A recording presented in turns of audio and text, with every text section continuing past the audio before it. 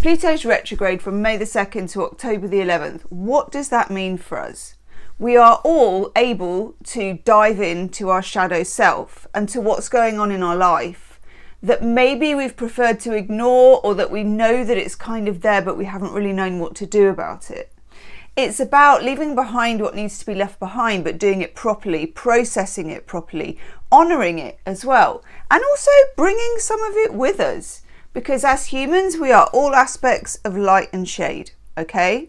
I'm doing a shadow reading for you, and this is going to cover love life. It's going to cover the whole of your life. Channeled messages, whatever we need to know about our relationship with each other, with the universe, the whole bit. Okay, so I'm going to start by taking just a couple of overall energy cards that are like a signpost for us, okay? Imagine you're in a kind of a dark cave, and this is just, you got a candle and there is a sign, and that is your two overall cards. So we're going to start with those. What do we need to know, please? Overarching. Oof, there we go. Two just fell out on their own.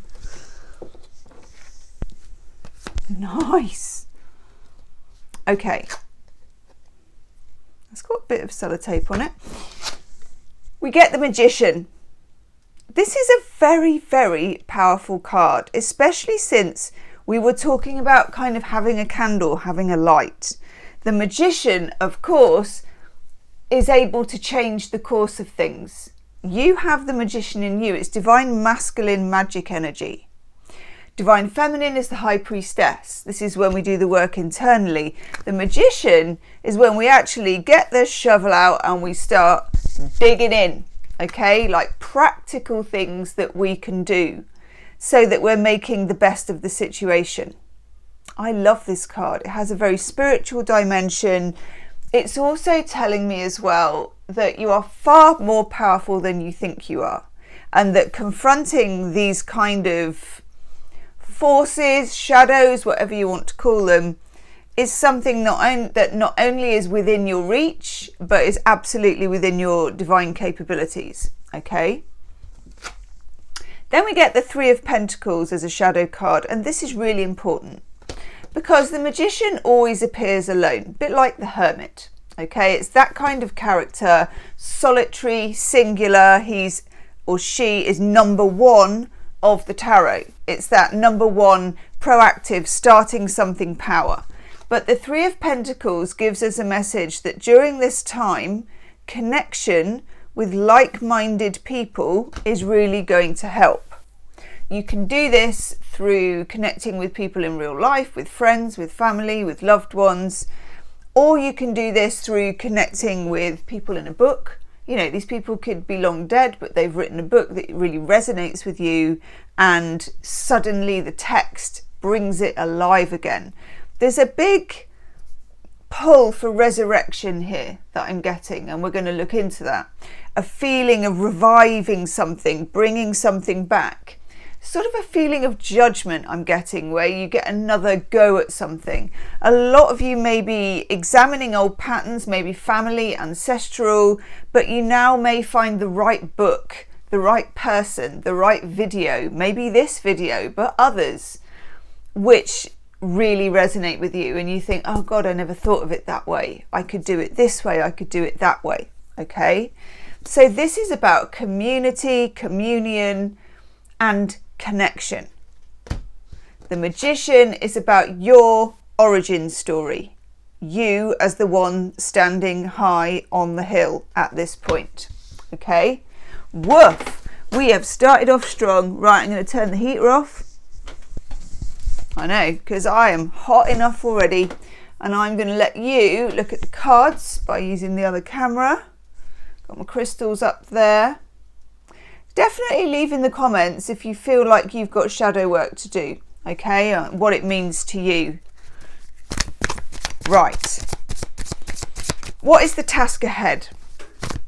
What is the task ahead?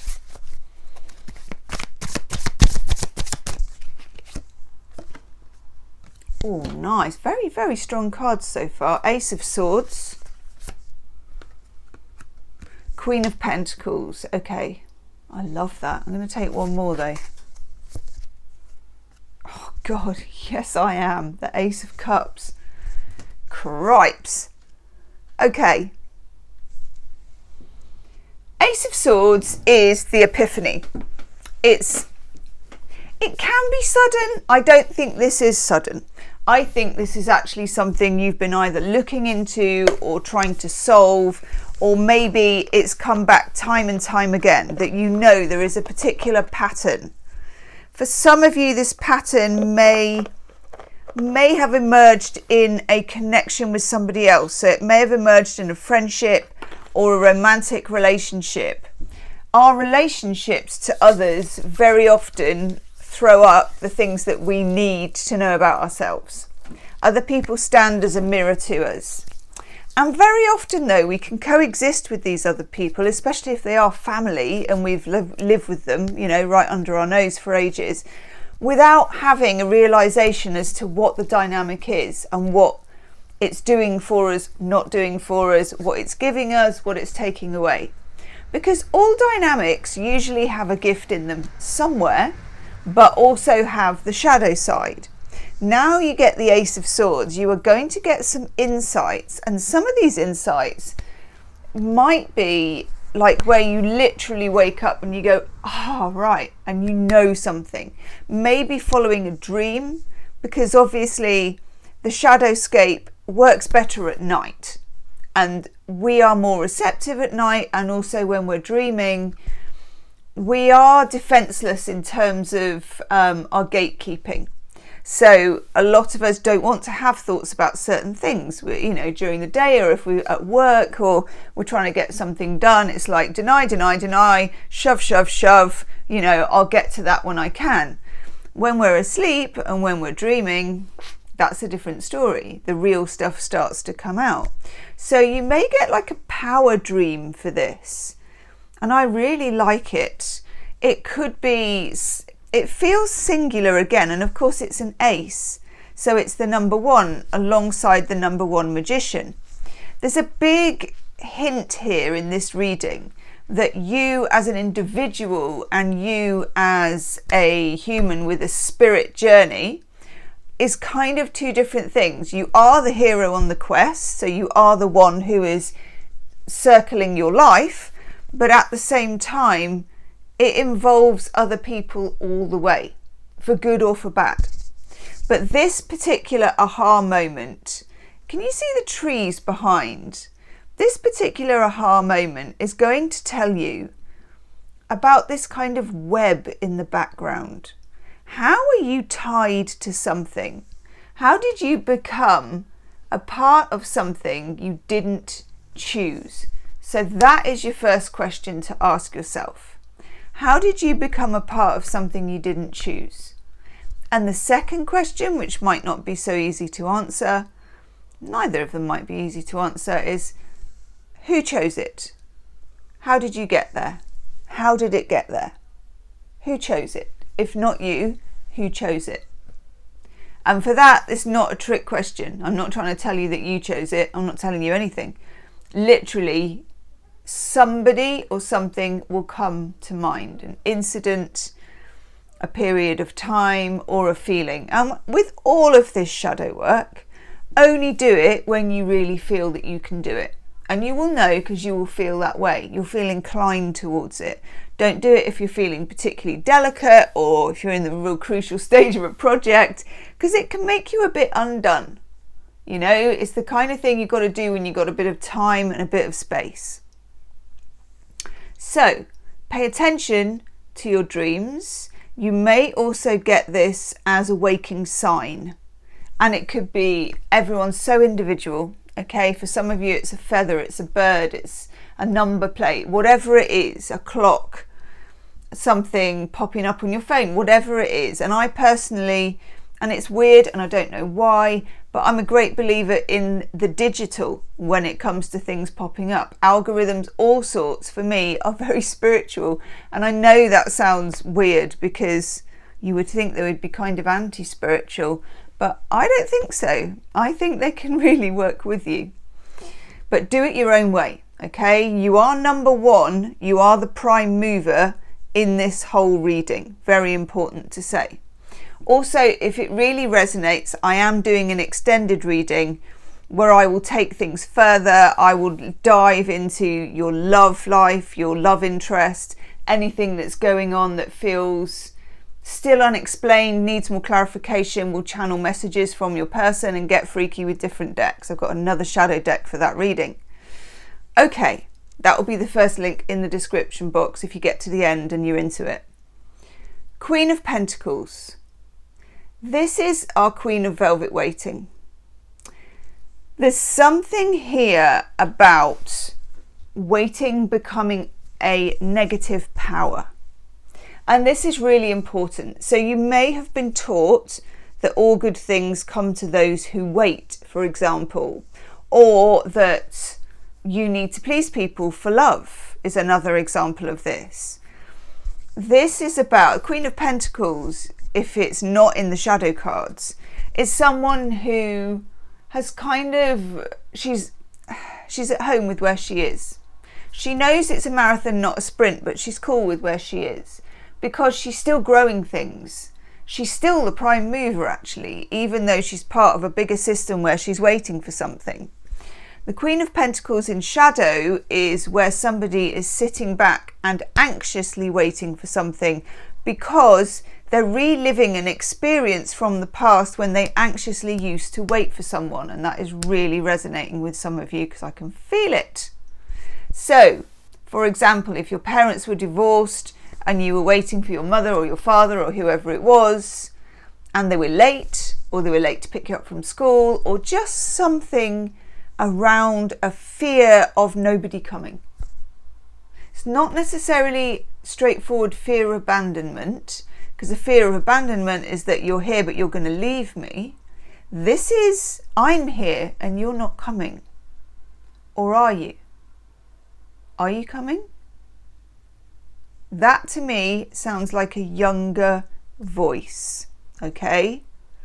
Again, with this Ace of Swords, who put the fabric in the background? Who put up this fabric? Who wove it? Where did it come from? Then we have the Ace of Cups, the card of unconditional love. The card where you don't need to ask. When you have the Ace of Cups, and it's not a shadow card, it's a card, one, where as you're growing up, you don't need to ask when is somebody coming because you know. You already know they're coming. It's unspoken. You don't even think about it really because there's been a pattern of reassurance that you're absolutely used to. Again, with the Ace of Cups as a shadow card, it's saying, let's say that was your experience, that there was some erraticness about somebody, there was a feeling that you didn't know if you were going to be rescued, picked up, whatever it is. When you get the Ace of Cups as a shadow card, it's also looking at where do we go from here? Because lots of things happened quite a long time ago in the past, you know. We're not all of us spring chickens here. But what we're asking ourselves here, which is always very important as well with shadow work, is how do we welcome this in?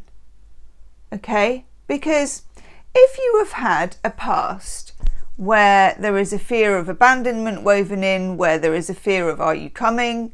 Are you going to leave me? Are you going to pick me up? You know, all of those things, both two sides of the same coin. Sometimes that can make us, it can mean that practicing self-love is quite a challenge for you. And the Ace of Cups is primarily the fountain that refills itself and then spills out over other people. And this is us being our own fountain, no matter what happened all those years ago, because there does come a point where you don't want to forget what happened, and you can't really just shelve it because I don't know, Pluto goes retrograde and here it is, you know, nothing is really gone from us. But at the same time, you've got to find a way of working with it that makes you the healthiest you can be, the best that you can be. And also so that you can practice self-love even if nobody showed it properly to you. Self-love is often, especially in very early days, the way that parents will gaze at a baby, full eye contact, and the baby makes full eye contact with them. Lots of things happen within that time. If that doesn't happen for whatever reason, and this is not a fault throwing exercise, because people do the best they can with what they've got, okay? And apportioning blame doesn't really usually help. But for whatever reason, here we are now, and we want to be able to move forward and to also have the best version of life that we can have, and to feel our best. And some of you are able to deliver this level of unconditional love to other people, to your children, to your pets, to co-workers, to people out there, but you're not, it's at the expense of delivering it for yourself, okay? So that is something that needs to be looked at, because you will get burnt out with that, and some of you are burnt out with that. Yeah, and here it is. The Tower. Boom. The Tower comes along for change, okay, and I rather like this. We always, as humans, try to keep things the same. We tend towards routine. You know, it's good in lots of ways. It's very good for survival and protection. But there's something about this time that is telling us there needs to be change. Quite a radical change as well, which I'm personally really pleased to see. Okay, because with the Ace of Cups, there needs to be a reignition and also a refocusing towards yourself. You could also, and it depends how robust you're feeling, you could revisit your child self, the one that got left behind or the one that didn't know if someone was coming, and go and pick them up. Go and reassure them. Go be with them. That is something, it's optional. I mean, obviously it's quite difficult work to do, but if you search on YouTube, or there's a couple of things, there's quite a lot actually on TikTok as well, you can find very wise people putting out, you know, content which is just how to get in touch, do meditations with your inner child. Okay? Again, it's something you need to do when you've got time and space, because you can feel quite spaced out doing it, but there's something here that there needs to be a switch. And I'm getting that film Big with Tom Hanks, okay? Do you remember he goes, it's a really cheesy sort of 80s film, and he goes to the fairground and he goes on some sort of fairground machine, and then there's like the lightning thing, and then the world is changed. This is this self-love, the ignition of self-love is where you light your flame, okay? And you carry that torch through the forest. I love this for you. Cripes. Let's look at your relationships. Ooh. Nice. Okay, good. So we have the Four of Swords, we have Temperance, and we have the Five of Wands. Four of Swords is about being able to relax in a relationship, not constantly thinking, am I not doing enough? Am I not saying enough? Why are they not giving enough to me? Why are they not initiating? Why? Until you're absolutely burnt out. There's a difference between being burnt out and being peaceful, obviously. This is, when you have the Four of Swords and you're feeling peaceful, it's because you've found a level of self-love that allows you to sleep peacefully. For some of you as well, there may have been, and this is, I'm getting a lot of like baby childhood stuff coming through. So for some of you, there may have been difficulties with being left to cry it out at night, Okay, difficult to know this because unless your parents are going to let you know this happened, obviously you were a baby at the time, but the body kind of remembers. I would also say for a lot of you, especially those of you that are in kind of turbulent relationship situations, or where your shadow self is showing up particularly in relationship to other people, in relationship to somebody else, I would say your body and soul is very important in terms of eating right, sleeping right, drinking water, being gentle with yourself. And you've got a lot of sleep to catch up on, a lot of sleep. And I'm not just talking normal being tired sleep. I'm talking a lot of exhaustion to catch up on. We have temperance here. Temperance, again, is a rebalancing of energies. Some of you are in tricky situations. We've got the Five of Wands, which is a tricky card. It's not a card that's disastrous. It's just a card where things are tricky, where you feel like your communication isn't quite landing. You don't know why you don't quite understand each other. You don't know why you can't relax about it. It feels like this feels like hard work, okay? It feels like it shouldn't be this much hard work, and it feels like it doesn't need to be this much hard work for you. Yeah, Knight of Cups. Okay, I like this. The Knight of Cups is about some other force or energy or person coming towards you, rather than you having to create that energy yourself. It feels to me, with the Ace of Cups, the Tower, the Four of Swords, Temperance, that you would like to be able to relax into a relationship. You would like to be able to relax knowing it was a two-way street. You would like to be able to take your thinking cap off and not have to strategize ways of bringing something forward, pushing something forward, moving something forward, so that the line is being pushed forward rather than slipping backwards. The Knight of Cups is when somebody else shows up with fresh energy that isn't all generated by you. King of Wands.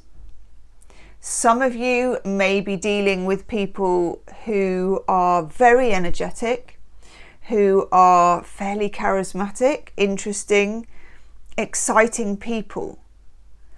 But for some reason, their light is not shining directly on you.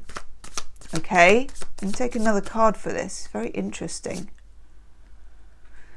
Eight of Pentacles, the work card. It feels like your work rate, if you're watching this video, is enormous. It feels like you have always had to work hard. And in some ways that's really good. I bet you're brilliant in a crisis. I bet people can rely on you in that kind of situation. You're probably quite a good employee. I imagine you're going to take the bulk of the work without possibly asking for more money. It's a people-pleasing thing. This is what's coming up for me. It's an attention to self-love. There needs to be a spotlight on you. You may not be comfortable with the spotlight on you. In your relationship, you may be very comfortable with the attention being away from you, with the attention going from you to this person more than the other way round. You may feel that you can hide this way, or you can hide the shadow side of the relationship this way. But the universe would quite like to get it out. I know. Thanks, universe.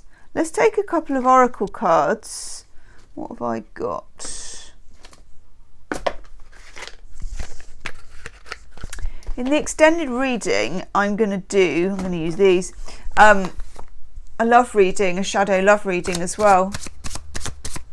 And we're going to really get into that. We're going to get into the fine tunings of the relationship, them, you, their shadow, your shadow, and put all that together so that you can find the best way forward.